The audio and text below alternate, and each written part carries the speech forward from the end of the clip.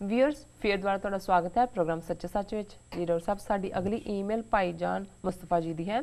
ਇਹ ਲਿਖਦੇ ਹਨ, ਡਾਕਟਰ ਸਾਹਿਬ ਤੁਹਾਨੂੰ YouTube ਤੇ ਵੇਖ ਸੁਣ ਕੇ ਬੜੀ ਖੁਸ਼ੀ ਹੋਈ।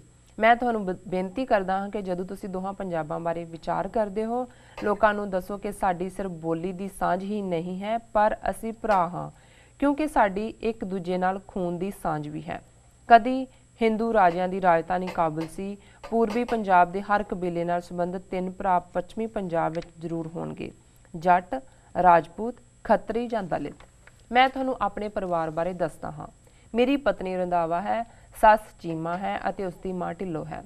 ਮੇਰੀਆਂ 4 ਸਾਲੀਆਂ ਹਨ, ਇੱਕ ਕੰਬੋ ਨਾਲ, ਇੱਕ ਅਹੀਰ ਨਾਲ, ਇੱਕ ਅਹੀਰ ਨਾਲ, ਇੱਕ ਧਾਰੀਵਾਲ ਨਾਲ ਅਤੇ ਇੱਕ ਸਿੰਧੂ ਨਾਲ ਵਿਆਹੀ ਹੈ। ਉਹਨਾਂ ਦੀਆਂ ਅਗੂ ਚੀਮਿਆਂ, ਬਾਜਵਿਆਂ, ਘੁੰਮਣਾ ਅਤੇ ਨਾਗਰਾ ਪਰਿਵਾਰਾਂ ਵਿੱਚ ਰਿਸ਼ਤੇਦਾਰੀਆਂ ਹਨ। ਮੇਰੇ ਸਭ ਤੋਂ ਚੰਗੇ ਦੋਸਤ ਵੜੈਚ, ਭੱਟੀ, ਭੁੱਲਰ ਤੇ ਭੰਗੂ ਖਾਨਦਾਨਾਂ 'ਚੋਂ ਹਨ। ਮੈਨੂੰ ਤੁਹਾਡੇ ਵਿਚਾਰ ਬਹੁਤ ਚੰਗੇ ਲੱਗਦੇ ਹਨ। ਮੇਰਾ ਪਹਿਲਾ ਪਿੰਡ ਵੱਲਾ ਵੇਰਕਾ ਅੰਮ੍ਰਿਤਸਰ ਹੈ। ਮੇਰੇ ਸਹੁਰੇ ਜ਼ਿਲ੍ਹਾ ਅੰਮ੍ਰਿਤਸਰ ਦੇ ਪਿੰਡ ਬੁਰਜ ਅਤੇ ਤਖੀਪੁਰ ਛਾਪਾ ਤੋਂ ਹਨ।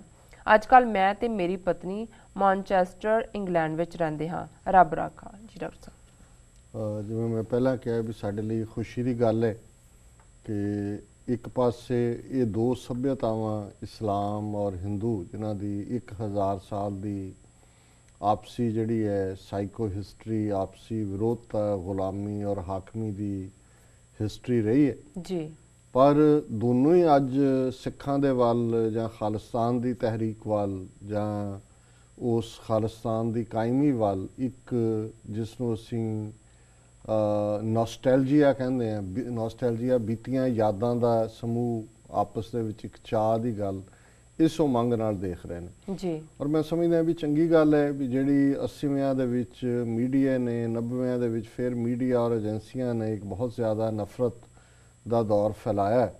ਅੱਜ ਸਾਡੇ ਹਿੰਦੂ ਵੀਰ ਉੱਥੇ ਬੈਠੇ ਵੀ ਇਹ ਰਿਅਲਾਈਜ਼ ਕਰਦੇ ਨੇ ਕਿ ਵੀ ਇਹ ਠੀਕ ਨਹੀਂ ਹੈ। ਸਿੱਖਾਂ ਦੇ ਨਾਲ ਜਿਸ ਕਿਸਮ ਦਾ ਹੋਇਆ, ਭਾਵੇਂ ਅਜੇ ਖੁੱਲ੍ਹ ਕੇ ਬਾਹਰ ਆਵਾਜ਼ ਤਾਂ ਨਹੀਂ ਕੱਢਦੇ ਹੈ, ਲੇਕਿਨ ਇੱਕ ਐਡਮਿਰੇਸ਼ਨ ਸ਼ੁਰੂ ਹੋਈ ਹੈ ਇੱਕ ਪਾਸੇ ਦੀ।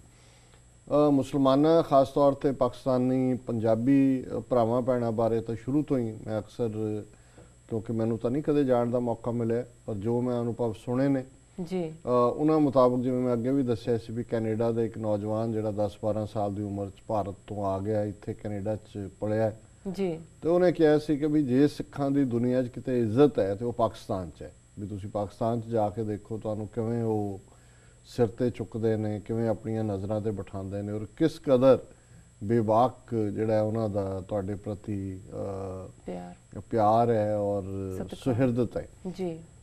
ਮੈਂ ਸਮਝਦਾ ਵੀ ਉਹਨਾਂ ਨੇ ਵੀਰ ਮੁਸਤਫਾ ਜੀ, ਭਾਈਜਾਨ ਮੁਸਤਫਾ, ਜਿਨ੍ਹਾਂ ਨੇ ਮਾਨਚੈਸਟਰ UK ਤੋਂ ਲਿਖਿਆ ਜਿੱਥੇ ਕਿ ਉਹ ਆਪਣੀ ਧਰਮ ਪਤਨੀ ਦੇ ਨਾਲ, ਅਹਿਲੇ ਖਾਨਾ ਇਹਨਾਂ ਨੂੰ ਕਹਿੰਦੇ ਨੇ ਜੀ, ਧਰਮ ਪਤਨੀ ਉਹਨਾਂ ਦੇ ਨਾਲ ਉਹ ਰਹਿੰਦੇ ਨੇ। ਸੋ ਉਹਨਾਂ ਨੇ ਬੜੀ ਖੂਬਸੂਰਤੀ ਦੇ ਨਾਲ ਆਪਣੀ ਬੇਸ਼ੱਕ ਬਰੀਫ ਈਮੇਲ ਹੈ ਪਰ ਉਹਨਾਂ ਨੇ ਸਾਰੇ ਹੀ ਕਬੀਲੇ, ਮੈਂ ਤਾਂ ਸੋਚਿਆ ਵੀ ਕੋਈ ਕਬੀਲਾ ਰਹਿ ਨਹੀਂ ਗਿਆ ਪੰਜਾਬ ਦਾ ਜੀ ਜੀ, ਕਿਉਂਕਿ ਕੋਈ ਉਹਨਾਂ ਦੇ ਸਹੁਰਿਆਂ ਵੱਲੋਂ ਰਿਸ਼ਤੇਦਾਰ ਨੇ, ਕੋਈ ਪੇਕਿਆਂ ਵੱਲੋਂ ਨੇ ਔਰ ਪਿੰਡ ਵੀ ਜਿਵੇਂ ਉਹਨਾਂ ਨੇ ਜ਼ਿਲ੍ਹਾ ਅੰਮ੍ਰਿਤਸਰ ਦੇ ਵੱਲੇ ਨਾਲ ਆਪਣਾ ਸੰਬੰਧ ਦੱਸਿਆ ਜੀ।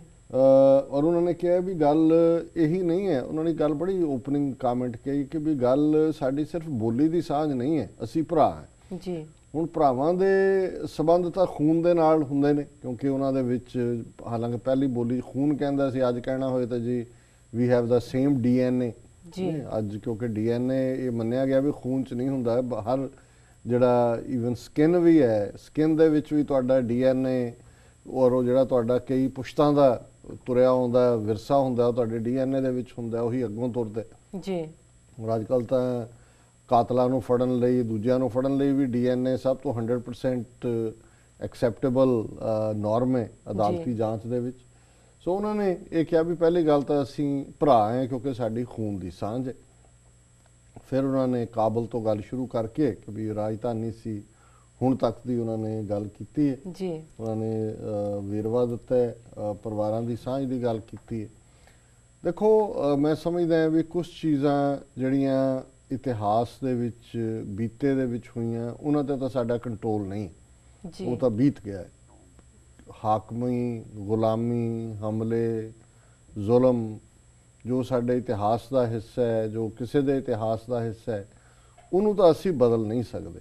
ਪਰ ਅਸੀਂ ਇਹਦੇ ਚੋਂ ਦੋ ਤਿੰਨ ਗੱਲਾਂ ਜ਼ਰੂਰ ਕਰ ਸਕਦੇ ਹਾਂ। ਇੱਕ ਤਾਂ ਇਤਿਹਾਸ ਤੋਂ ਸਬਕ ਲੈਣਾ, ਹਾਲਾਂਕਿ ਲਿਆ ਨਹੀਂ ਮਨੁੱਖਾਂ ਨੇ ਕਦੇ ਵੀ ਸਬਕ। ਜਦੋਂ ਸੈਕੰਡ ਵਰਲਡ ਵਾਰ ਦੇ ਵਿੱਚ ਇੰਨੀ ਤਬਾਹੀ ਹੋਈ, ਕਰੋੜਾਂ ਲੋਕ ਮਰੇ, ਔਰ ਉਸ ਤੋਂ ਇਲਾਵਾ ਨਾਜ਼ੀਆਂ ਦੇ ਜ਼ੁਲਮਾਂ ਦੇ ਥੱਲੇ ਯਹੂਦੀ, ਜਿਪਸੀ, ਸਿਵਲ ਲਿਬਰਟੇਰੀਅਨ, ਕਮਿਊਨਿਸਟ, ਦੂਸਰੇ ਲੋਕ ਕਿੰਨੇ ਮਾਰੇ ਗਏ, ਤੇ ਨਾਰਾ ਦੁਨੀਆ 'ਚ ਆਇਆ ਨੈਵਰ ਅਗੇਨ, ਕਿ ਜੀ ਇਹ ਦੁਬਾਰਾ ਨਹੀਂ ਕਦੇ ਵੀ ਹੋਏਗਾ।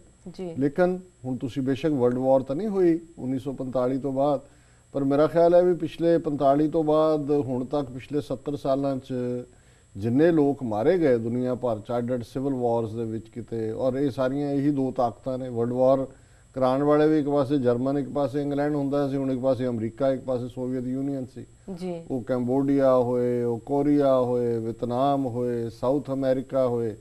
ਤੇ ਜੇ ਅਸੀਂ ਆਪਣੀ ਧਰਤੀ ਤੇ ਹੀ ਦੇਖੀਏ ਕਿ ਅੰਗਰੇਜ਼ਾਂ ਦੇ 200 ਸਾਲ ਦੇ ਰਾਜ 'ਚ ਭਾਰਤ ਦੇ ਵਿੱਚ ਇੰਨੇ ਲੋਕ ਉਹਨਾਂ ਨੇ ਨਹੀਂ ਮਾਰੇ ਜਿੰਨੇ ਕਿ ਸਵਰਾਜ ਤੇ ਗਾਂਧੀਵਾਦੀ ਅਹਿੰਸਾ ਦੇ ਨਾਂ ਥੱਲੇ ਇਹਨਾਂ ਨੇ ਸਿੱਖ, ਕਸ਼ਮੀਰੀ, ਨਾਗੇ, ਅਸਾਮੀ, ਮੀਜ਼ੋਪੁਰੀ ਔਰ ਦਲਿਤ, ਆਦੀਵਾਸੀ, ਨਕਸਲਾਈਟ ਕਿੰਨੇ ਲੋਕ ਮਾਰ ਦਿੱਤੇ ਨੇ, ਕੋਈ ਗਿਣਤੀ ਹੈ ਜਿਹੜਾ ਜਦੋਂ ਅਸੀਂ ਸਿੱਖਾਂ ਦੇ ਮਾਰਨ ਦੀ ਗੱਲ ਕਰਦੇ ਹਾਂ ਇੰਨੇ ਸਾਰੀ 18ਵੀਂ ਸਦੀ 'ਚ ਨਹੀਂ ਮਰੇ ਜਿੰਨੇ ਇਹਨਾਂ ਨੇ ਮਾਰ ਦਿੱਤੇ ਨੇ 60 ਸਾਲ ਜੀ। ਸੋ ਨੈਵਰ ਅਗੇਨ ਕਿੱਥੇ ਗਿਆ।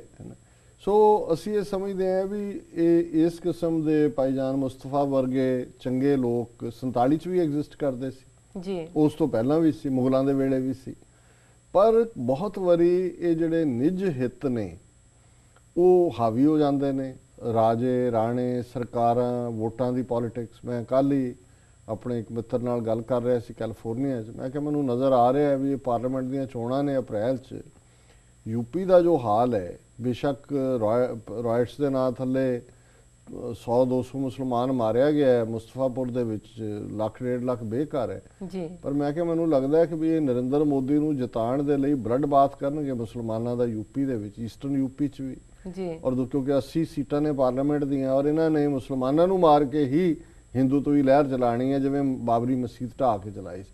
ਸੋ ਜਦੋਂ ਇਸ ਕਿਸਮ ਦੇ ਸਿਆਸੀ ਏਜੰਡੇ ਆ ਜਾਂਦੇ ਨੇ ਤੇ ਜਿਹੜੇ ਵੈਲ ਵਿਸ਼ਰ ਵੀਰ ਭੈਣਾਂ ਦੋਵੇਂ ਪਾਸੇ ਬੈਠੇ ਹੁੰਦੇ ਨੇ ਜੀ, ਜਿਹੜੇ ਚਾਹੁੰਦੇ ਨੇ ਕਿ ਵੀ ਜਿਹੜੇ ਸਬੰਧ ਚੰਗੇ ਹੋਣ, ਜਿਹੜੇ ਚਾਹੁੰਦੇ ਨੇ ਕਿ ਵੀ ਆਪਸ ਦੇ ਵਿੱਚ ਪ੍ਰੇਮ ਇਤਫਾਕ ਨਾਲ, ਸਾਊਥ ਏਸ਼ੀਆ ਦੇ ਵਿੱਚ ਇੰਨਾ ਪੋਟੈਂਸ਼ੀਅਲ ਹੈ, ਪਰ ਹੁਣ ਜੇ ਇੰਡੀਆ ਨੇ ਏਕਤਾ ਅਖੰਡਤਾ ਦੇ ਨਾਂ ਥੱਲੇ ਆਪਣੇ ਹੀ ਸ਼ਹਿਰੀ ਮਾਰਨੇ ਨੇ ਜੀ, ਔਰ ਨਤੀਜਾ ਕੀ ਹੈ ਅੱਜ ਕਿ ਵੀ ਸਾਰਾ ਹੀ ਸਾਊਥ ਏਸ਼ੀਆ, ਸ੍ਰੀਲੰਕਾ ਦਾ ਆਪਣਾ ਮੁਕਾਮ ਹੈ, ਇੰਡੀਆ ਦਾ ਆਪਣਾ ਹੈ, ਪਾਕਿਸਤਾਨੀ ਆਪਣੀਆਂ ਪ੍ਰੋਬਲਮਸ ਨਾਲ ਜੂਝ ਰਹੇ ਨੇ, ਵਿਦਨ ਇਹਨਾਂ ਦੇ ਘੱਟ ਗਿਣਤੀਆਂ ਆਪਣੇ ਤਰੀਕੇ ਦੇ ਨਾਲ ਭਾਰਤ ਦੇ ਵਿੱਚ ਸਫ਼ਰ ਕਰ ਰਹੀਆਂ।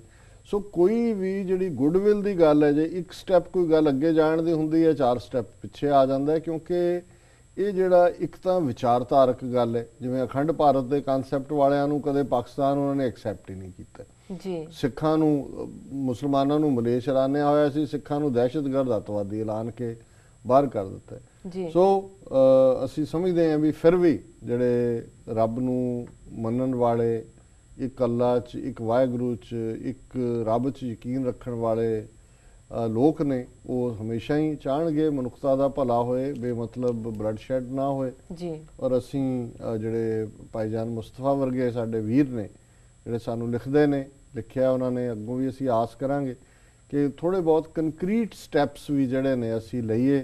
ਸਿਰਫ ਇੱਕ ਗੁੱਡਵਿਲ ਭਾਵਨਾ ਆਪਣੇ ਆਪ 'ਚ ਹੀ ਕਾਫੀ ਨਹੀਂ ਹੁੰਦੀ, ਕਿਤੇ ਨਾ ਕਿਤੇ ਆਪਸ ਦੇ ਵਿੱਚ ਜਿਹੜੀਆਂ ਸਾਂਝਾਂ ਦਾ ਪੀੜਾ ਹੋਣਾ, ਔਰ ਵੈਸੇ ਵੀ ਸਿੱਖਾਂ ਔਰ ਮੁਸਲਮਾਨਾਂ ਦੀ ਸਾਂਝ ਤਾਂ ਇੱਕ ਬਾਬਾ ਅਕਾਲ ਪੁਰਖ, ਦੂਜਾ ਰਬਾਬੀ ਮਰਦਾਨਾ, ਇਹ ਦੇ ਨਾਲ ਸ਼ੁਰੂ ਹੁੰਦੀ ਹੈ। ਮਿਸਟਿਕ ਹਰਮੰਦਰ ਸਾਹਿਬ, ਸਾਈਂ ਮੀਆਂ ਮੀਰ ਦਾ ਨੀਂਹ ਪੱਥਰ ਰੱਖਣਾ ਜੀ, ਗੁਰੂ ਅਰਜਨ ਸਾਹਿਬ ਦਾ ਉਹਨਾਂ ਨੂੰ ਇਨਵਾਈਟ ਕਰਨਾ।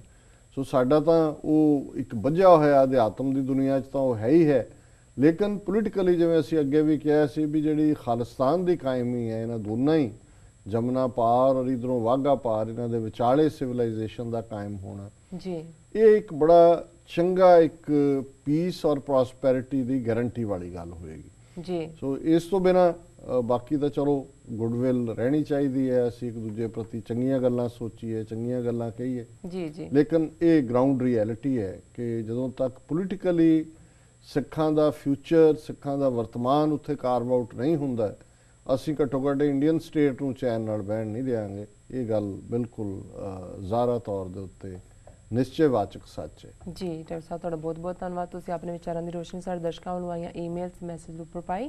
ਹੁਣ ਇਸ਼ਾਰਾ ਹੋ ਗਿਆ ਬ੍ਰੇਕ ਤੇ ਜਾਣ ਦਾ।